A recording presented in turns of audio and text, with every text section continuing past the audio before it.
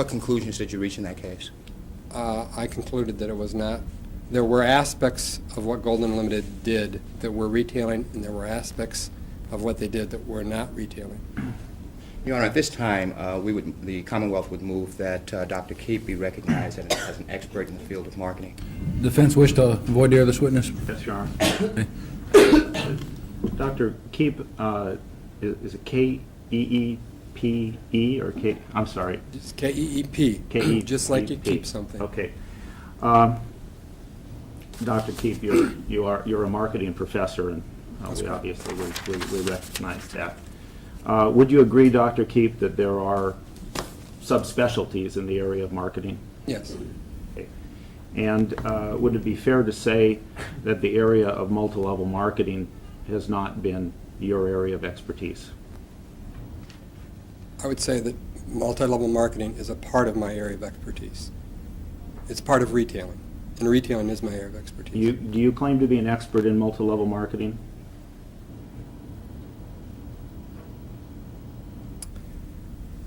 In some aspects of it. What aspects?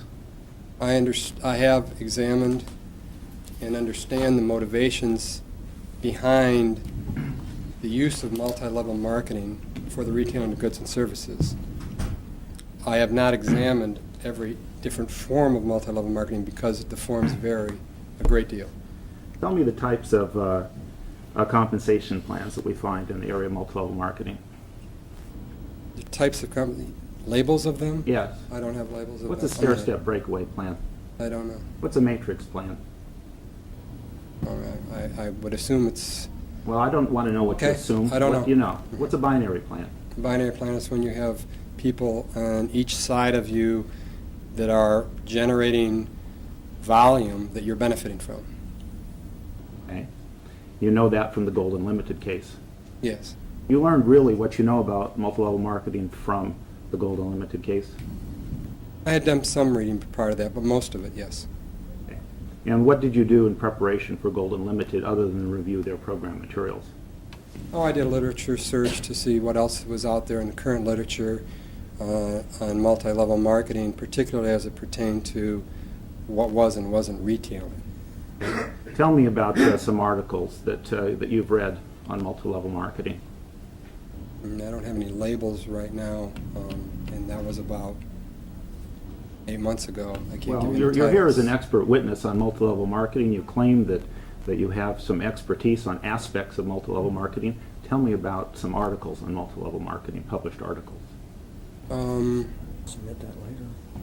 I don't have a title. I can't give you a Your Honor, title. the Commonwealth would be happy, and I'm sure that the witness would also be happy to identify and submit that information at a later date if it's important to counsel. Your Honor, for I purposes of object. avoid- Well, I'm in the middle of a voir dire, Your Honor. Yeah, let's allow the defense to finish his voir dire. Tell me what books you've read on multi-level marketing. There's a book, and I'm going to be pressed for the name of it.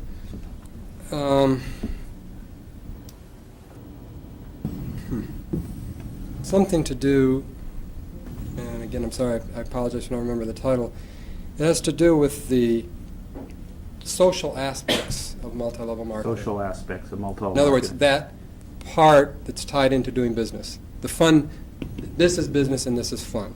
You read basically this is the fun part of multi-level marketing, a book on that. This is, I read that the success of multi-level marketing hinges to some degree on the social aspect of person-to-person selling.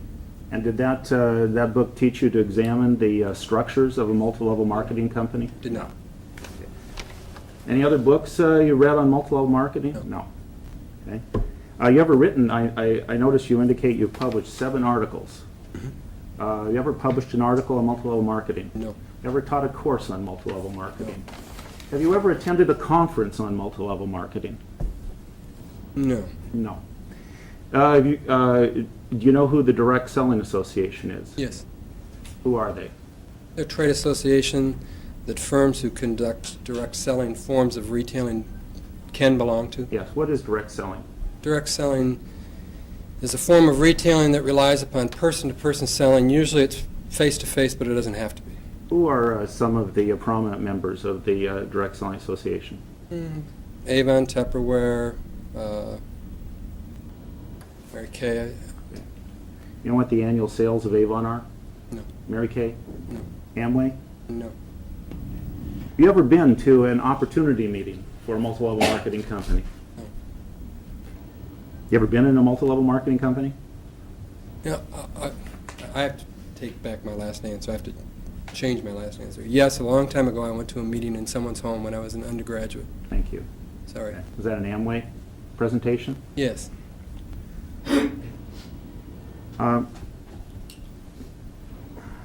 You never attended a TravelMax meeting? No.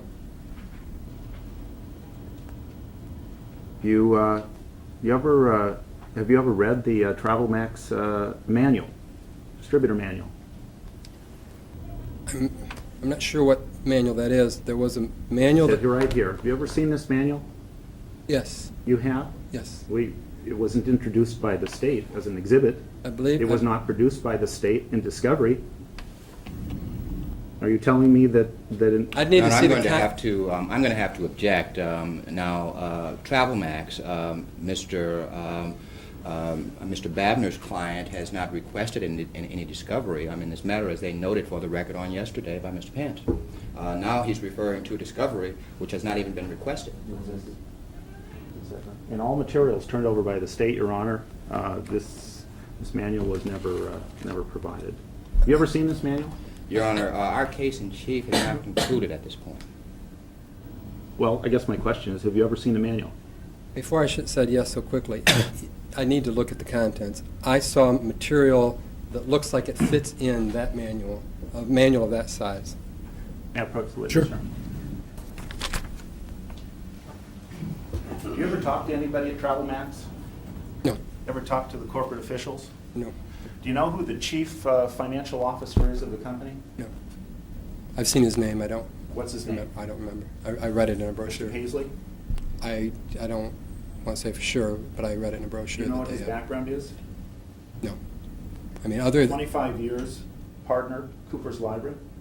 Oh, that Did you rings a know bell, that? yes. Mhm. Highly credible credentials, correct? It's a highly credible firm. Those are highly credible credentials, 25-year partner, Cooper's I don't know why Library. he left. Those are highly credible. That's a highly Retired. credible firm. Well, then, if you under retirement conditions, I Your Honor, he's asking the witness to speak to questions that he has no Take a idea on. look He's at, already answered the question. The objection sustained. Yes, I saw this You material. reviewed this, okay? You reviewed their policies and procedures Yes, and their distributor agreement? yes. Okay.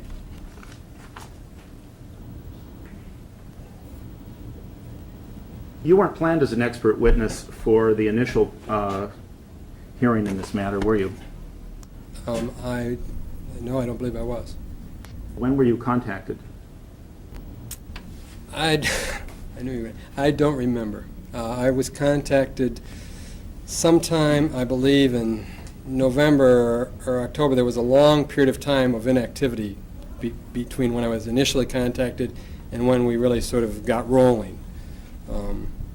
My first meeting, well, you didn't ask about that, but I was contacted prior to December sometime. Okay. Can you explain to me how the Amway compensation plan works? I can explain, so there If you is... want, you can go to the board and All right. to illustrate. I won't be able to be specific enough in terms of the percentages. There's a shared percentage there's a percentage of margin based on volume that's shared among different participants in the program, depending on level. That's as what- specific as I can get. That's all you know? Yes. You don't know how it would be characterized? No. You know what an Australian two-up plan is? No. How many distributors are there in the United States in the direct selling industry? I do not know.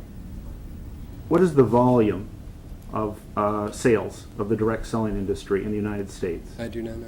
How many distributors in the world are there in this particular area? I do not know. What is the difference between direct selling and multi-level marketing? Direct selling is a term that encapsulates other forms of selling besides multi-level selling, multi-level marketing. Well, multi-level marketing would be considered a form of direct selling. So I would consider direct selling to be a more general term. Have you ever participated in any case studies on multi-level marketing? No. Would you say that your background in multi-level marketing is rather academic? I would say it's very academic. Nothing practical at all. That's correct. Certainly no hands-on. That's And correct. in an academic way, you've really reviewed very little of the literature in this industry. Is that not correct? I don't know how much literature there is. I've reviewed some. Yes. Well, you were able to name one book on the fun part of multi-level. What literature have you reviewed as to the structure of multi-level, as to whether or not it's legitimate or not legitimate? It was part of the packet that I got from regarding the Gold Unlimited case. There were a couple of articles. I don't consider them to be literature in the sense that they weren't from academic. They weren't generated from academics. They were generated from the trade association or affiliated newsletters, things like that. And there are many professors in the United States, Dr. Keep, who in fact do focus on the direct selling industry, are there not? I don't know. Well, No, there are some. I don't know what you mean by many. Is there 100? Is there 1,000? Is there 10? I don't know. There are some. what does the Direct Selling Education Foundation do? They're a branch of the Direct Selling Association to promote, my guess, I have had some limited exposure to them, to promote research and understanding about the association. They sponsor and fund case studies by professors all over the United States, do they not? I believe they sponsor some. They've published the list of those case studies. There have been scores or hundreds, have there not? I don't know. You don't know. You don't know one way or the other. That's right. What are the case studies? What was the question there? Case studies on direct selling, multi-level marketing, from a marketing economic standpoint. It's DMA, it's a flat group. That's Have you ever been asked by the Direct Selling Education Foundation to participate in a case study? No. Now, Dr.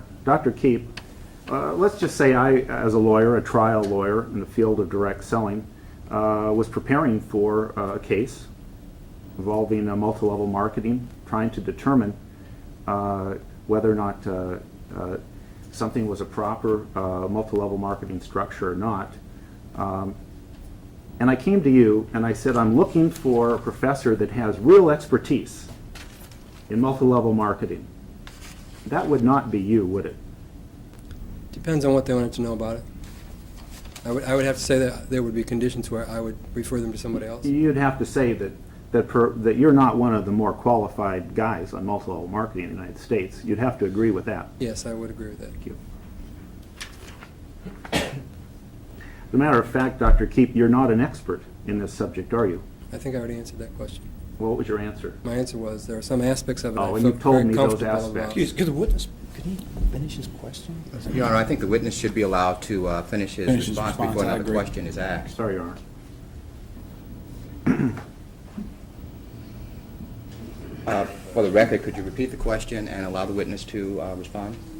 Well, if I had a court reporter, I'd ask them to read it back, but I don't. I know one question was, you don't consider yourself an expert, and I believe you said you already answered that, and maybe that's when you were going to explain. Is that, I think it was shortly after that, Your Honor. you recall what you were about to say, Dr. Keep? Only to repeat what I had said earlier, that I thought there were some aspects of multi-level marketing that I feel very comfortable analyzing and talking about and defending my opinions upon, and I consider them to be expert opinions. Tell me about the Kentucky pyramid statute. I can't quote it verbatim. It deals with the legal issues aren't something I would consider myself to be an expert on. It deals with the why people engage in certain kinds of activities, of products and incentives and those kinds of things. I'm the wrong person to ask on it. You're the wrong person to ask, okay. So in deciding whether or not, or coming to a decision as to whether or not something is a legitimate multi-level marketing structure or a pyramid, you would be the wrong person to ask, is that correct? I would not make a decision as to whether or not something is a pyramid scheme. Is that the question? No. My question is, Okay.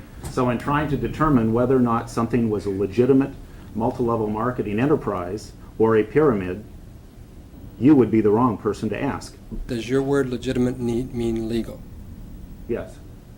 I do not make legal decisions, so yes, the answer is yes. Okay. I would be the wrong person to ask. And if I were just to take out the word legal, I was just trying to understand in the context of the direct selling industry what is regarded in the industry as legitimate multi-level marketing versus pyramid. You would be the wrong person to ask. I can't speak for the industry. You can't speak for the industry. So you would be the wrong person to ask. Yeah. And in terms of asking you the factors, because there are many factors that would go into determining whether or not an organization was a legitimate, and I say legitimate in the business term, a legitimate multi-level marketing business, you would agree there'd be many factors, you just can't make a determination on one factor. Well, I don't understand your use of the word legitimate in the business sense. I mean, legitimate, is this a legal business operation? Is this a profitable business operation? I can answer questions about margins and profits and incentives and commissions. I don't understand the use of the word legitimate. Okay. Do you know what the 70% rule is? Yes, It's an important rule in the industry, is it not? yes. What is it? It means that for any person in the organization, the multi-level organization, 70% of the products or services they buy have to then be wholesaled or resale on. Well, that's not correct. Okay. That's not correct, is it? I don't Your know. Honor, You're telling me it's not The correct. witness has answered the question. He has given the explanation called for in the question, and counsel is now challenging the witness as to whether his response is correct or not. Well, that's not correct. Is that? And he needs to be the witness. Your Honor, if Mr. Babener would like to testify as an I expert haven't witness, finished my perhaps question. that's what the defendants should do. Is put I'm him gonna on. let him finish his question. Yeah. Why don't you explain to the witness what you believe the... The 70% rule, Dr. Keep, do you know where that rule comes from? I know that it's associated with the Amway case. I don't know if that's the first association. What is the Amway case? There's a case where the Amway organization was accused of illegal operations. I believe that the illegality was a charge of a pyramid scheme, and it was a case in which they successfully defended themselves. 1975, Amway was accused of being an illegal pyramid scheme, just like TravelMax is here. And in the final decision, what was the basis that it was found that Amway was a legitimate multi-level marketing company? I can't give you the single basis. I believe that there were a number of issues that Amway, a number of aspects of Amway's practices that meant that they had not violated the law, Such as? such as not requiring inventory loading. In other words, that a person would have to accumulate a lot of inventory. My understanding of the 70% rule, making sure that 70% of your product moved on in a wholesale or a retail format, Okay. one or the other. Thank you. Dr. And Keep? Okay, go ahead. you asked me such as, and also that every month the sale of, there'd be a retail sale of products to at least 10 individuals. Okay, and if I were to tell you, Dr. Keep, and I think we've already marked into evidence the Amway 70% rule, that the Amway 70% rule does not provide that you must sell 70% of everything on to ultimate non-participants, but merely that you must, before reordering, you must either have used or you must have sold 70% of what you bought. Your Would Honor, that be? Mr. Can I Babener finish is my testifying. question? I'm at a Would loss that- for where the question is. Well, I believe what he's saying is what his understanding of the 70% rule is, and seeing if your expert agrees. Yeah. Would that refresh your recollection as to what is the Amway 70% rule? It would seem, what you have added to my explanation was that the person could also use that. Yes. Okay, I'll accept that, yes. Yes. Okay. It is not a retailing rule, it's an anti-inventory loading rule, is that not correct? I would consider it an anti-inventory loading rule, yes. And the 10 retail sale rule, similarly in the Amway program, references purchases either that are made by non-participants or purchases made for personal or family use. I would consider that Correct. correct. Yes, thank you.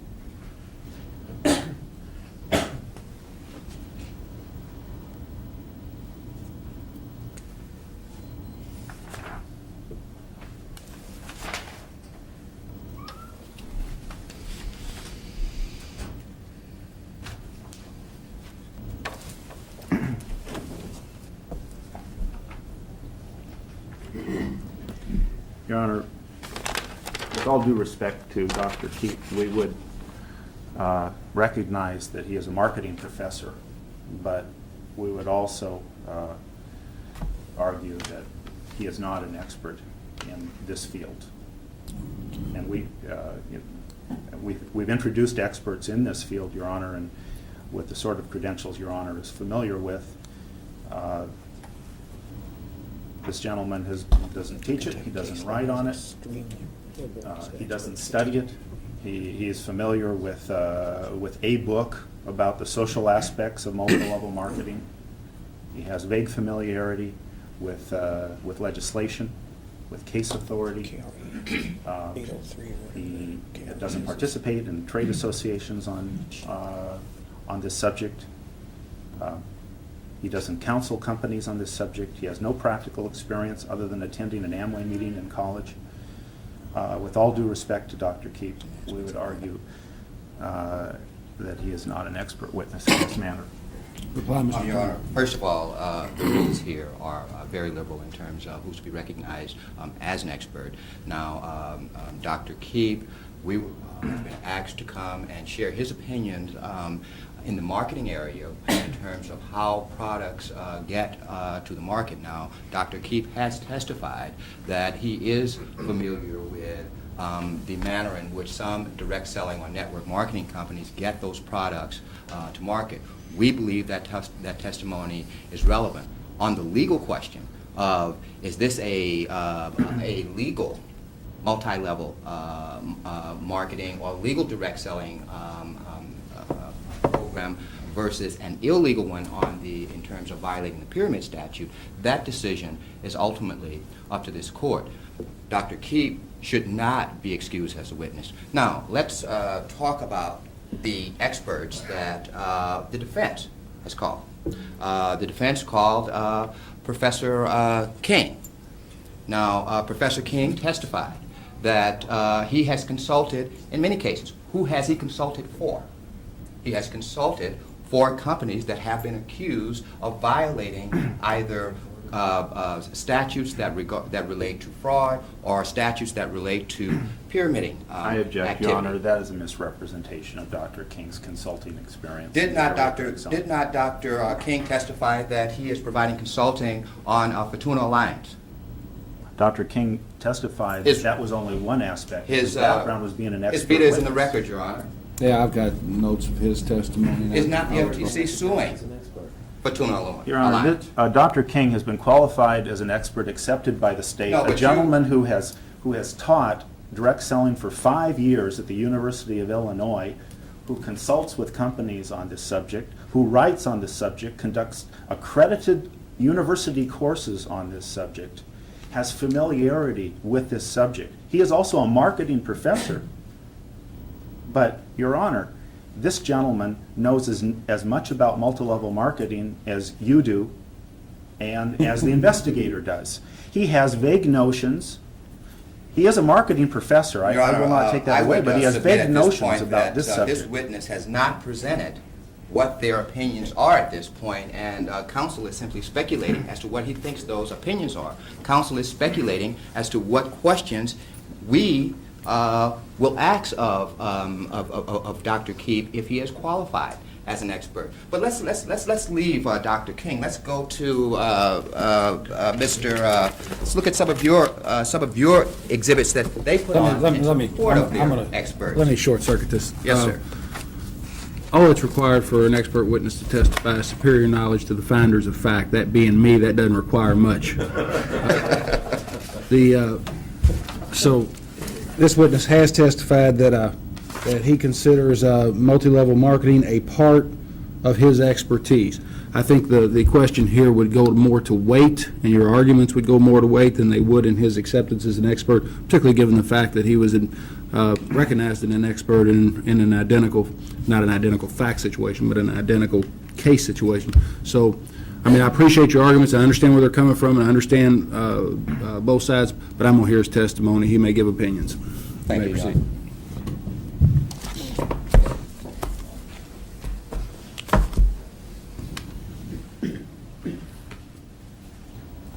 Dr. Keep, were you in the courtroom when the video and audio tape was played of the September 24, 1996 TravelMax presentation? Yes, I was.